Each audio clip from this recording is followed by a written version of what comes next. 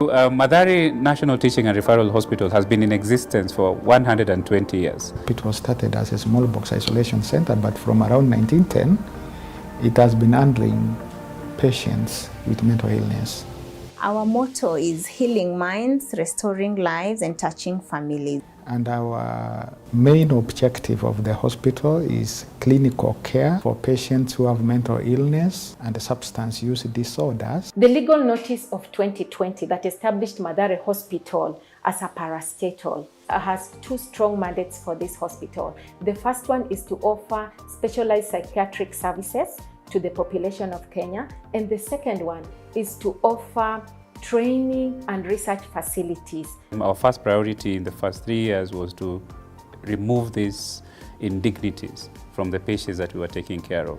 So we set out to improve the accommodation facilities, to improve the spaces, clinical spaces where the patients were being seen, and to make sure that patients coming into the hospital are treated with dignity. Recovery to addiction is a journey.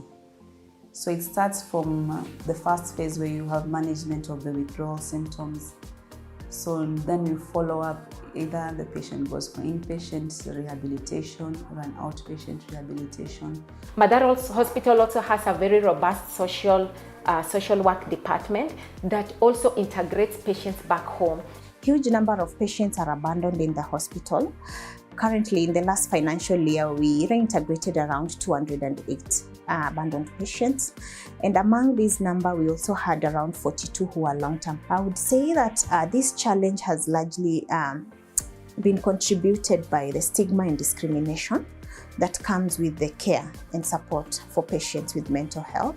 And so families do not want to take our patients once we've treated, rehabilitated, and they're well. Kenyans are becoming more aware of their mental health needs and how to promote their mental health and how to prevent mental illnesses.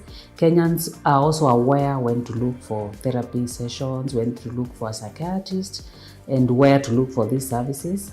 The other side of it is that as the demand increases, the services providers also need to increase. We are not yet there. Today, what we have done is we have developed a strategic plan that will guide the hospital now going forward in order to be more systematic in ensuring that the indignities of the past are not repeated, but also that we have gradual improvement in the services, infrastructure, and the human resource in the hospital. Having led this process to development of the first strategic plan, it is my desire that it is implemented fully so that we are able to offer the highest attainable of mental health care to our patients. Currently, we are making the patient environment better.